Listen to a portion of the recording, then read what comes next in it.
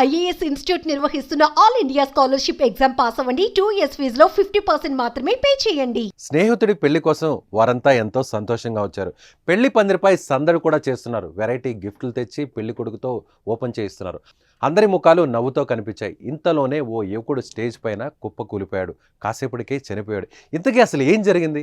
ఒకప్పుడు గుండెపోటు అంటే పెద్దగా తెలియదు, కానీ కోవిడ్ తర్వాత గుండెపోటు మరణాల గురించి నిత్యం వింటున్నాం, కళ్ళారా చూస్తున్నాం. నడుస్తూ, వాకింగ్ చేస్తూ, డ్యాన్స్ చేస్తూ, అలాగే జిమ్ చేస్తూ ఉన్నపాటుగా ఒక్కసారిగా కూలిపోతున్నారు. వయస్సు, ఆరోగ్యంతో సంబంధం లేదు. చిన్న పిల్లాడి గుండె నుంచి యువకులు, మధ్య వయస్కులు, వృద్ధుల గుండె చప్పుడు ఆగిపోతుంది. క్షణాల్లో ప్రాణాలు కూడా పోతున్నాయి. తాజాగా పెళ్లి పందిరిలో యువకుడి మరణానికి కూడా గుండెపోటే కారణంగా తెలుస్తోంది. కర్నూలు జిల్లా కృష్ణగిరి మండలం పెనుమడ గ్రామం వివాహ వేడుకలో జరిగింది ఈ విషాదం.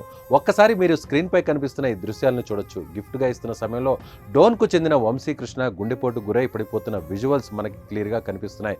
స్టేజ్ ఎక్కిన కాసేపటి వరకు బాగానే ఉన్నాడు. అతడి ముఖంలో నవ్వును కూడా మీరు చూడొచ్చు. చనిపోయే ముందు వరకు ఎంతో ఆనందంగా ఉన్నాడు, కానీ ఒక్కసారిగా కొంచెం అస్వస్థతకు గురవుతున్నట్లు కనిపించాడు. స్నేహితులకు చెయ్యి అందించి సాయం కోరి అంతలోనే కుప్పకూలిపోయాడు. వెంటనే వంశీని డోన్ ప్రభుత్వ హాస్పిటల్కి తరలించగా అప్పటికే మృతి చెందినట్లు వైద్యులు ప్రకటించారు. అమెజాన్ లో పనిచేస్తున్న వంశీకి కేవలం 25 ఏళ్లు మాత్రమే. అలా పెళ్లికి వచ్చి ఇలా మరణించడం ప్రతి ఒక్కరిని కలిచివేస్తుంది. చేతికి అందొచ్చి కుటుంబానికి అండగా ఉంటున్న వంశీ మరణం వారింట తీవ్ర శోకాన్ని నింపింది. అప్పటి వరకు ఎంతో సంతోషంగా ఉన్న స్నేహితుడు కళ్ల ముందే చనిపోవడంతో తోటి స్నేహితులు తట్టుకోలేకపోతున్నారు.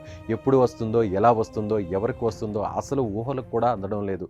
చిటికలో వచ్చి చిట్టె గుండె ఆగిపోయి విలువైన ప్రాణాలు పోతున్నాయి. ఇలా సడన్ డెత్లు తీవ్ర ఆందోళనకు గురి చేస్తున్నాయి.